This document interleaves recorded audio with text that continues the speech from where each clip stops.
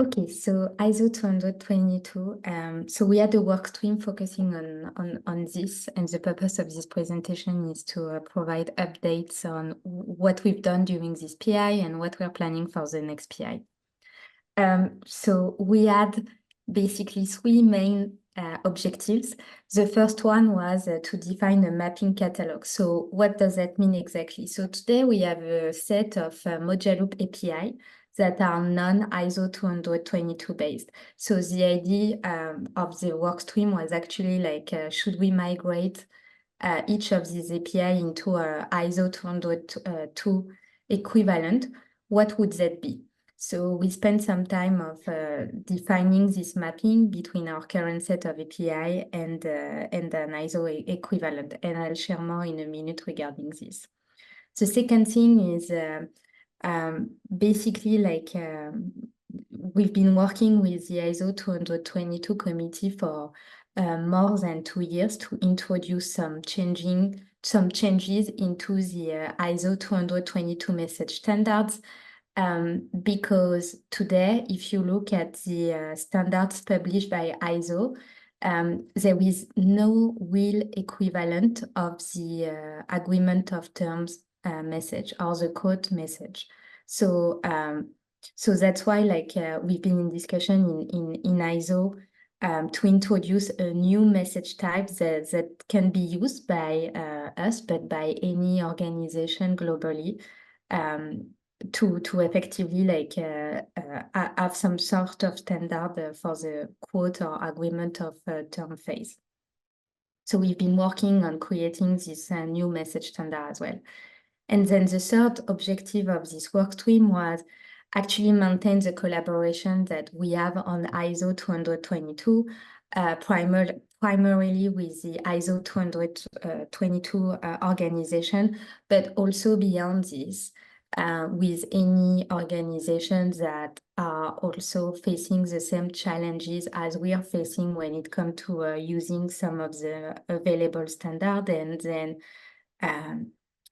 noticing that unfortunately some changes needs to be implemented, or they don't quite meet our requirement. So what have we done during this PI? So on the mapping catalog, so we published the first version of the catalog, and in a minute I'll share the catalog actually, so that we can have a look at this.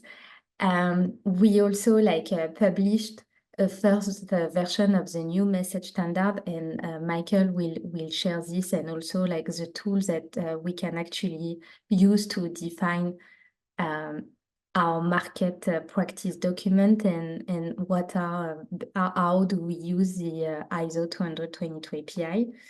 And then when it comes to collaboration with the industry, basically we've, as I mentioned earlier, we maintain our engagement with the ISO 222 organization, but also on top, Michael has engaged with Swift to understand the business justification that they submitted to ISO 222.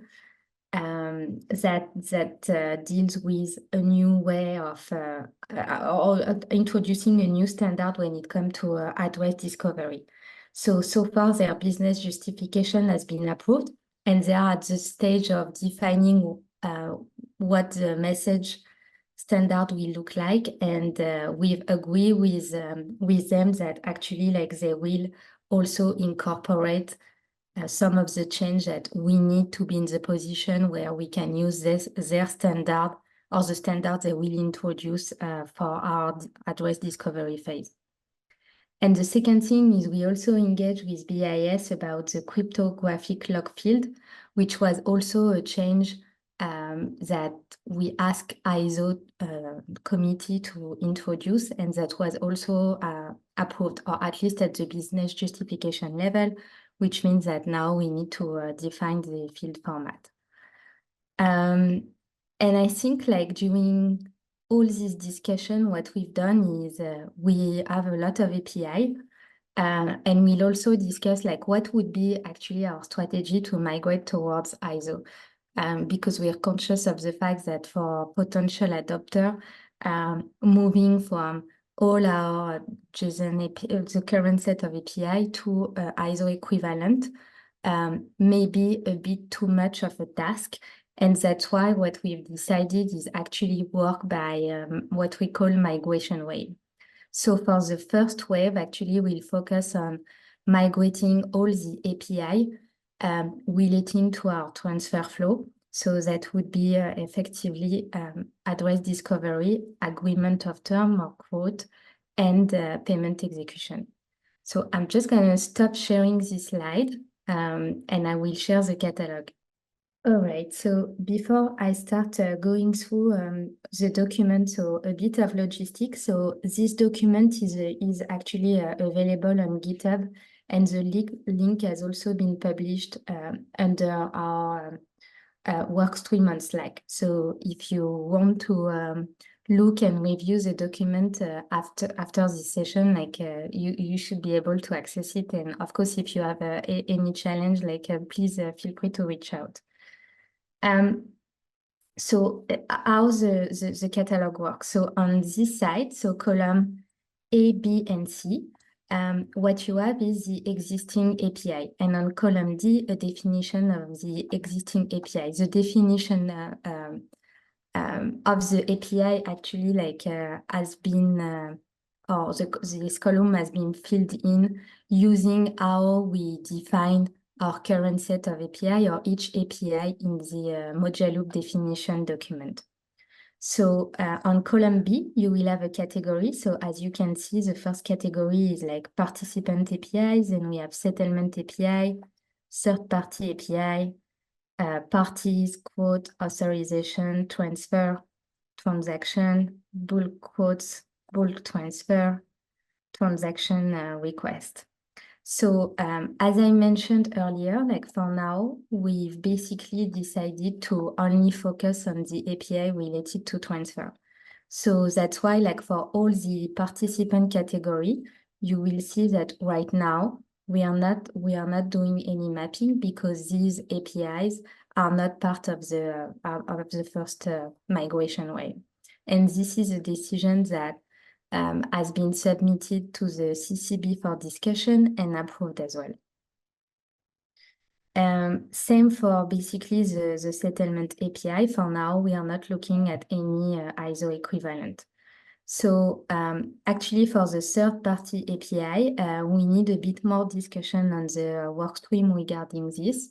Probably we didn't have time to fully discuss this during this PI, so it's a discussion that will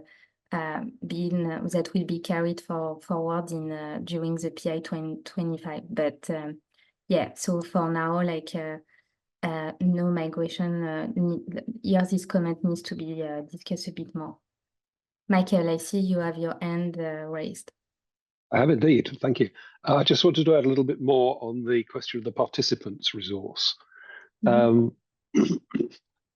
me. When we looked at this, it seemed pretty clear to us that although there were messages that could be used, existing ISO messages that could be used, ISO did not have anything that really answered in terms of its purpose to what the participants endpoint is intended to do. That is, to enable DFSPs to maintain a central directory of identifications of identifiers with DFSPs. And one of the reasons we think for that is that the ISO 20022 message set is essentially mostly about financial institutions communicating with each other. It doesn't have a very strong sense in its message set of the sorts of central services that a module loop switch provides. And we see that in the sense that the participants API is directed towards the switch and not, as almost all the other APIs are, towards another DFSP. So we discussed this in the FSPI op special interest group initially, whether it would be more sensible, pardon me, to move the participants resource across to the admin API, which is where things like participant lifecycle management stuff is. This is where participants are onboarded, where they can be suspended, where deposits into and out of settled funds accounts can be managed, all of those sorts of things. So those are all centralized functions. And we thought that this was probably a centralized function too, and that therefore we could happily move it to the admin API, which I should add, we're not planning to provide ISO 20022 equivalent functionality for the admin API. That will remain a modular loop only set of definitions. So we discussed this in the FSP-IOP API. People were happy with it there. We took it subsequently to the design authority for discussion, and I think there's very little that would affect, well, in fact, I think there's nothing that would affect the internal code as a consequence of this. And therefore, our proposal at the moment is that the participants' endpoint, the participants' resource, should be moved across to the admin API, and that we should stop searching for an equivalent in the ISO 20022 message world for those resources. Anyone have any questions or comments on that?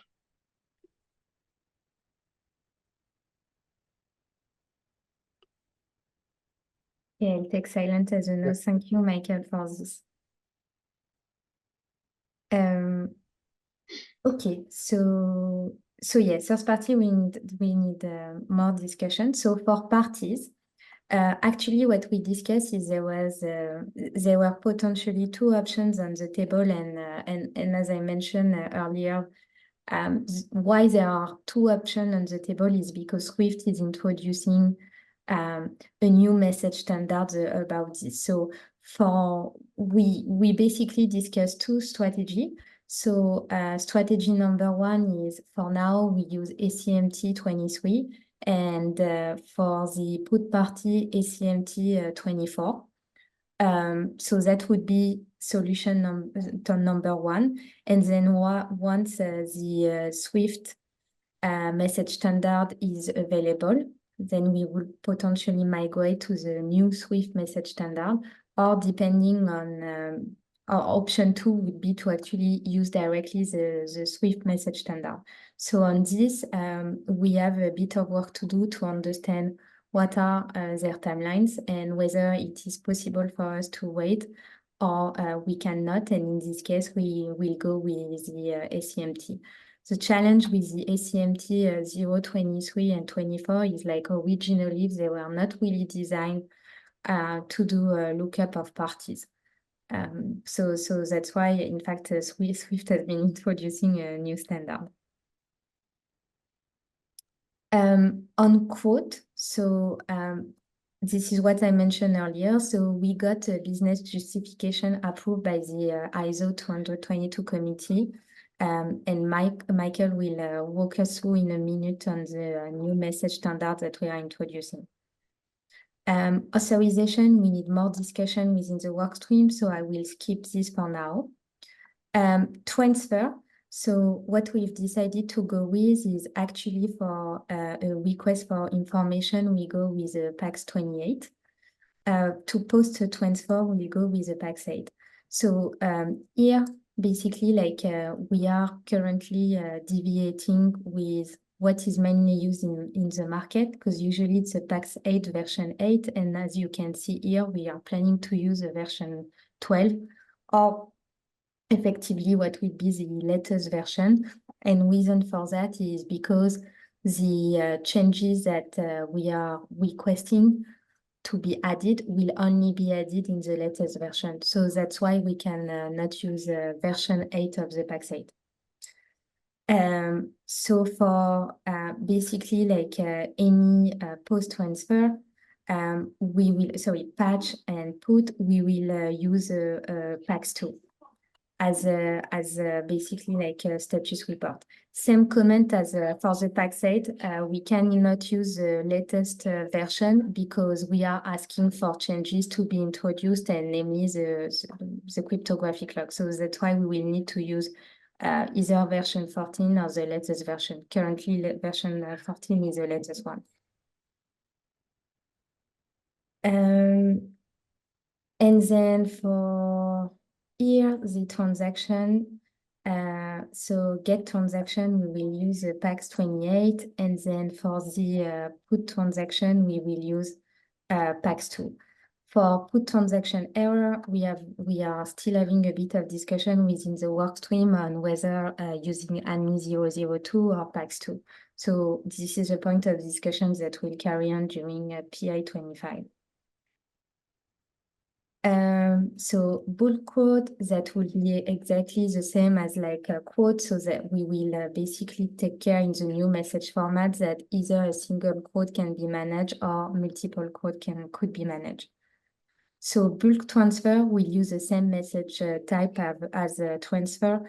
ISO is already catering for the fact that a single payment can be initiated or several payments can be initiated. So that's why we are already in the position to use the same standard. And for basically like transaction requests, so for the GET, as I mentioned earlier, we're planning to use PAX28. For post-transaction request, we are planning to use PAIN 013. Right now, we are planning to use version 10, but again, we need to look at whether like we can really use this version or we need to use a subsequent version because of some of the changes that we are introducing. And for the put, we'll use PAIN 014 with some specific reason code, whether it's accepted or rejected. Actually, for the reason code, I should have mentioned as well that for the PAX2, we are following the same logic, where the idea is to use ISO 222 status reason code. Any question on the catalog before I stop sharing? Okay. Again, the catalog is available on GitHub, and the link has been also published on the workstream. If you have any question on the catalog, please feel free to ask. Okay, Michael, I give you the floor so that you can show us the new message standard. Okay, thank you very much. Those of you who've attended convenings before will know that I don't generally do much in the way of demonstrations, but I thought it might be interesting this time to look at, I'd have a drink if I were you, Julian. Might be a bumpy ride. So I thought it would be interesting to look at what our planning is for managing the tooling and the integration between the ISO standards and the motor loop system. So I am going to share my screen, and the first thing that I'm going to show you is the SWIFT, which we are thinking of renaming Society for Worldwide Inclusive Financial Transfers modeling tool. Now, this modeling tool essentially enables you to take the existing set of underlying data dictionary items and modify them or add new ones. And you will see that somewhere in this vast pile, maybe not, we will go across to here and look in the message components. In this vast pile of message components, there is now a cryptographic lock choice, which is what we are using for the condition, essentially, attached to a payment execution request. And if I look at the content of that, you will see that we've got alternatives. We can either use our ILP version 4 prepare packet, which is a hex binary string of arbitrary length, or we can use a SHA-256 signature, which is exactly, of course, 32 binary digits. And we could add other alternatives to this if we wanted to. The way in which the ISO people wanted to do this was they wanted to have alternatives so that if people had different ways of adding cryptographic locks, they could be accommodated in this. So That now means that if we move across the two messages, we can start seeing that here, for instance, the previous latest version was version 12. We now have a version 13 of the PAX 008 execute a payment message. And if I switch across to that, you will see that it has, first of all, a payment instruction expiry date time, which is what we were talking about for timeouts earlier on today.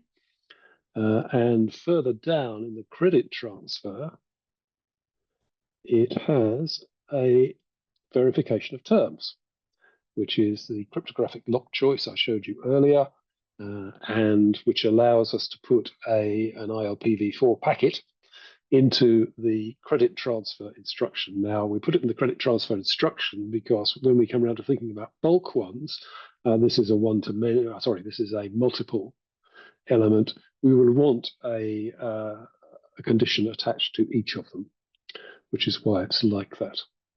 So there's that.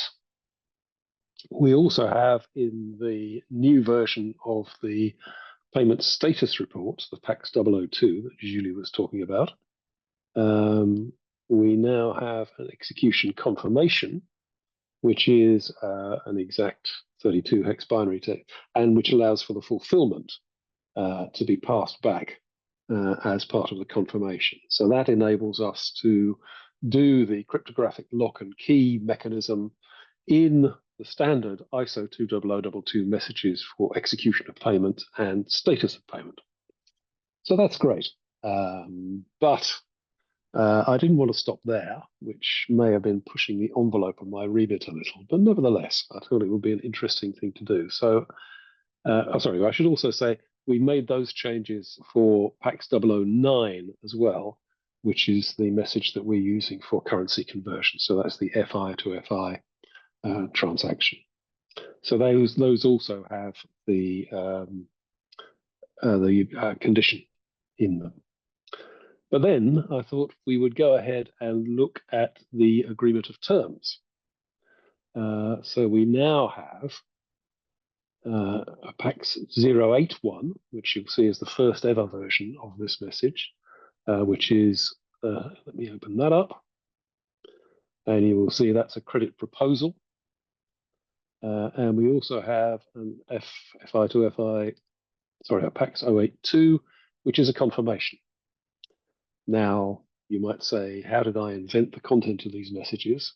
And my answer is actually it wasn't that hard, because they are proposing and confirming the content of a payment, which is a PAX 008 message. So I just gave them the same content as a PAX 008 message.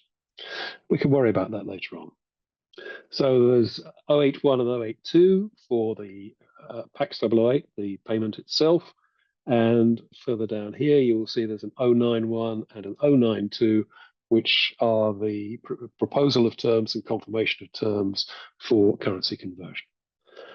So that, I think, gets us pretty close.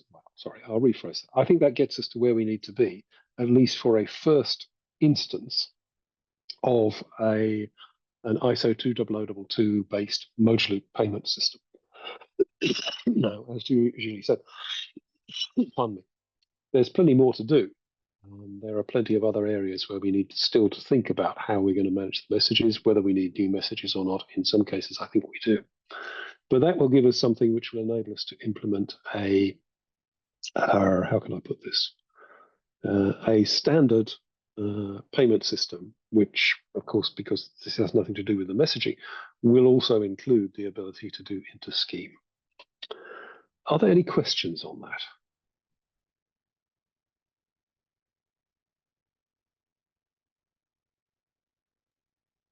If there is no question, I'll just add a comment, right? So if you go into the ISO 20022 website, obviously you won't see this message. As I mentioned before, the latest version that you will see is actually a version below. When it comes to using for example, like the PAX 2 version 14, It's because we're hoping that our change will be implemented in effectively the next version of the message being published. If for some reason we are bumped to the next one, it means that it will go into, like, for example, PAX2 version 15. But we are hoping that we will go into the next version of changes because, as I mentioned earlier, we've been extensively in touch with the ISO 20022 committee, and they have approved us to go ahead with the change and even use it in production for COMESA implementation. So that's why we believe that it will go in the next version of each message. Thank you very much, Julie. So this is all great. But what's even better is that you can use this tool to produce new schemas based on your model. So if I look here, this is an XML schema, which was based on the model that I just showed you for the PAX 008. And you will see that the expiry date time is there. And if I go further along to the credit transfer instruction, you will see that the verification of terms, cryptographic lock choice is also there. So we can use this pardon me, to produce versions of our newly modeled messages, which can be used in all sorts of interesting ways. And of course, I've also produced the PAX 081, the PAX 082. All of those can be produced in the form of standard XML schemas, which is great. So now I want to move on and show you how we might think about applying that to an actual Mojaloop scheme. So let me move across now to this little Excel workbook. Now, this is the thing which I think it does some interesting things. So you will see over here the results of consuming an existing Swagger definition for a Mojaloop scheme. You'll notice it doesn't include the currency conversion stuff, but otherwise it's just reading in a Swagger definition, which I gave it the file reference for. Next to that, I can put in myself the ISO 20022 documents that I would like to attach to each of those endpoints. So what this says is, for put parties, I want to attach an ACMT account management 024. For post transfers, I want to attach a PAX 008, and so on and so forth. So I can put any document definition, any message definitions that I like here. And if I press which I'm not going to do at the moment because I may be a fool, but I don't want to do a whole full demonstration as part of a convening. If I press the Get ISO 20022 message definitions, for each of those, it will ask me for a message definition like this.